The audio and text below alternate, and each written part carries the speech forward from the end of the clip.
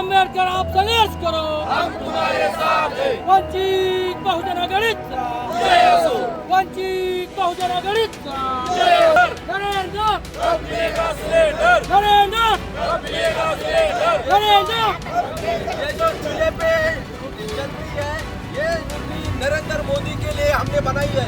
ये उसको भी पता चले, जो चूल्हे पे जो रोटी बनती है वो खाने में भी कैसे आती है। तू हमारा सिलेंडर कितना भी जिल्हाधिकारी कार्यालय बीड यांना जिल्हाधिकाऱ्यांना ही भाकर, कांदा, मीठ आणि हे निवेदन देण्यात येणार आहे आणि हिरवी मिरची सुद्धा त्यांना देण्यात येणार आहे। म्हणजे महिलांना गॅसवर ज्या पद्धतीनं स्वयंपाक करायची सवय लागली होती ती आता कुठेतरी मोडीत निघाली। भाकरी सुद्धा व्यवस्थित येणार। वंचित बहुजन आघाडीच्या वतीने राज्यव्यापी आंदोलन चालू आहे। त्यामध्ये बीड जिल्ह्यामध्ये जिल्हाधिकारी कार्यालयासमोर आम्ही चूल पेटवा आंदोलन संपन्न करत आहोत आम्ही, आणि त्या माध्यमातून जी त्या चुलीवर भाकर होणार आहे, भाकर, कांदा, मीठ आणि मिरची हे आम्ही जिल्हाधिकारी यांना भेट देत त्याच्यासोबत आम्ही निवेदन देणार आहोत। प्रमुख मागणी अशी आहे की या ठिकाणी जी कृत्रिम गॅसची टंचाई झालेली आहे तर ती टंचाई तात्काळ प्रधानमंत्री यांनी थांबवावी आणि गॅस प्रत्येकाला उपलब्ध करून द्यावा। कारण प्रधानमंत्री म्हणल्यानंतर प्रत्यक्ष जबाबदारी ही त्यांची आहे की देशातल्या नागरिकांची कोणतीही अडचण झाली नाही पाहिजे, परंतु सध्या अडचण होत आहे।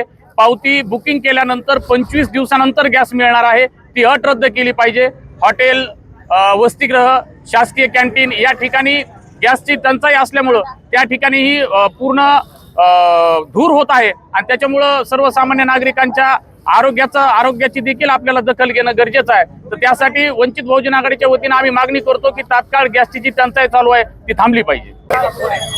आमची मागणी आज एवढीच आहे की गॅस सिलेंडर हे टायमाला भेटलं पाहिजे आणि गॅस सिलेंडर हे स्वस्त भेटलं पाहिजे। आम्हाला नंबर लावून जावं लागतं तिथं आणि सिलेंडर हे 25 दिवसांनी भेटतं, तर ते तात्काळ सिलेंडर देण्यात यावं। महिलांची ही अडचण जी दूर करण्यात यावी।